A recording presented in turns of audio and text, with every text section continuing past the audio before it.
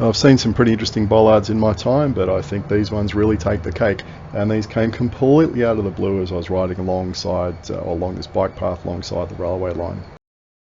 So far this is the only station I've seen anywhere on the network which has got these things outside the main entrance, and I can understand wanting to avoid conflict between cyclists and pedestrians, particularly when there's a bit of a blind corner here. You don't want to go burning through.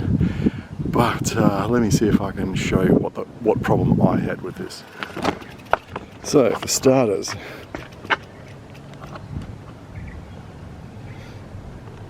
yeah, that's a slight problem. Might get through there on a road bike, but I wouldn't want to go crashing into that on a mountain bike. Now obviously I could get through this gap here, but the problem was one of focus. So as I rode up to this, I was completely focused on this gap here, 100%. And I wasn't looking over there where the pedestrians are, and that's the area of risk, is in that area there, where someone's going to walk out from behind that blind corner, and we're going to have a collision over there. So I should be looking right over, where can I? Over here somewhere, but I'm not.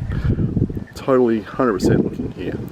Now once I get through that gap, I'm then totally focused on the gap over there, thinking about making sure my line's right, etc., that I'm going to get through that tiny little gap over that side, and I'm not looking here at all.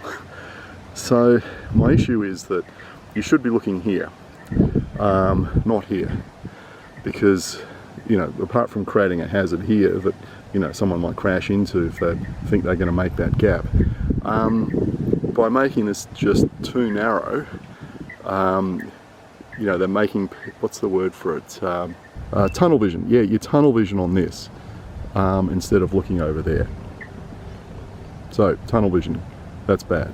Now don't get me wrong, these things are not impossible to get through on a mountain bike, even with reasonably wide handlebars. Although, what about tricycles? What about cargo bikes? What if you're towing someone, like little kids in a trailer, or even dogs in a trailer or something like that? How are you going to get through those things? The other issue I had, of course, was the complete unexpectedness. You know, I've been riding around here now for 10 weeks, and this is the first time I've seen this treatment anywhere, and it was just surprise, and you know, really very unexpected. And why they put it in here, I'm not so sure. I don't know why they had to do it at both ends. I can understand doing it at the far end, the eastern end, because yes, your sight lines into the station are blocked by a brick building, and yeah, pedestrians coming out looking at their phones, you might collide with them. I can see that. But coming from the other direction, there's a bike shed there, and it's made out of mesh, and you can see through it, so it'll be a lot harder to miss someone. But I guess they decided, well, they needed to slow people down coming from both ways. Yeah, it's, you know, it's an interesting approach. But like I said, the tunnel visioning aspect of it I thought was just terrible, particularly for a first-time user. Look, I think once you've done it a couple of times and you're used to it and you know it's there, you probably wouldn't have an issue with it. But yeah, first time through, not good.